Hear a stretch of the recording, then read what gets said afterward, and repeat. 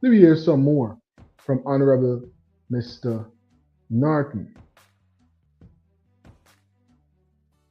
Therefore, it will be a useless act to be engaging anyone on this question of the removal of opposition uh, members of the Elections Commission. You know, we have this tendency to like the law when it suits us and don't like it when it doesn't. But if you are operating based on law, you will be bound by law, and therefore that is the position we are in. Thank you for that response. And in referencing the fact that sometimes we like the law when it suits us, and then there are times when we don't like it because it doesn't suit us. I see the issue of the recall of commissioners from GCOM and recall of neighborhood democratic councillors and regional councillors, for example, as having a similar impact on what I might call the democratic process. Is there any possibility, is there any plan in your mind to, at some point in time, propose recall legislation? These things do not happen in a vacuum. We did not have recall legislation at the level of Parliament. Let me remind you what happened. In one Parliament, I recall Philip Bino stayed back and ended up in the Parliament while the PNC had left. Then we had a situation where Kemrat Ramjitan was in the PPP.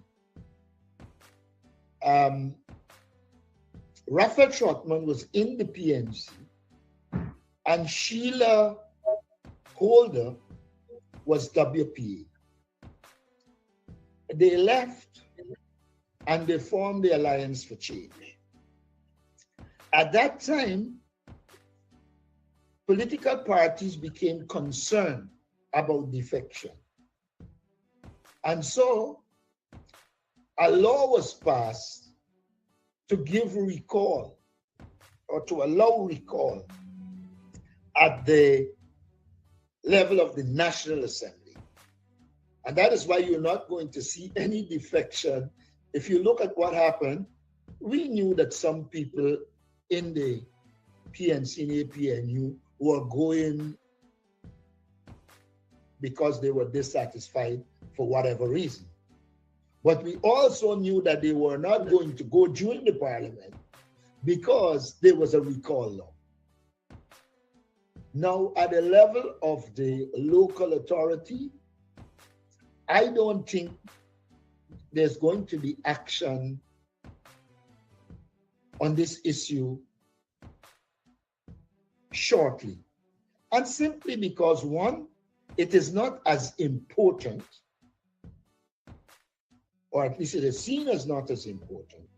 And two, as it stands, it benefits the PPP, who is the governing party. And so, Telling you, as we are talking about the government, definitely a time, the right time for us to hear from none other than, right? The president himself giving us some insights on these new additions, these new protocols, policies, things that are going to be implemented to make sure that we have a more progressive, a more effective, a more efficient healthcare system. We trying, we get in there 60 years in, and there's a number of things that we definitely see being implemented. And let's hope that not just with the new buildings, but we could get the right personnel in the building with the right attitudes. We know we got a number of them, but we're asking for more. We're asking for a healthcare system that definitely a lot of persons can't get nothing more to talk about. Because if you're talking, persons could put on the phone and say, hey, what this one is, so trying to sell a dream. everything running this way and that way. And you know, we can share it right here in Delta 9 Media.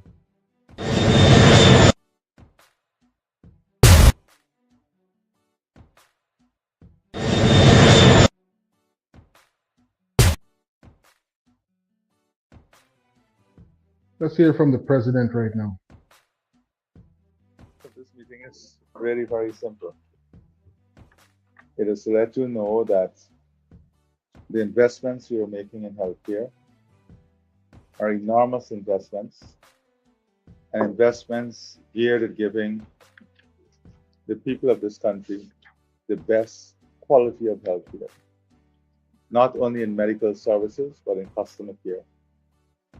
Not only in medical services and customer care, but also pharmaceuticals and medical supplies.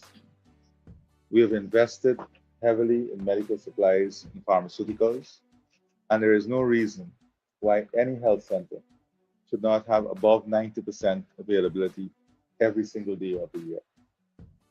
There's absolutely no reason.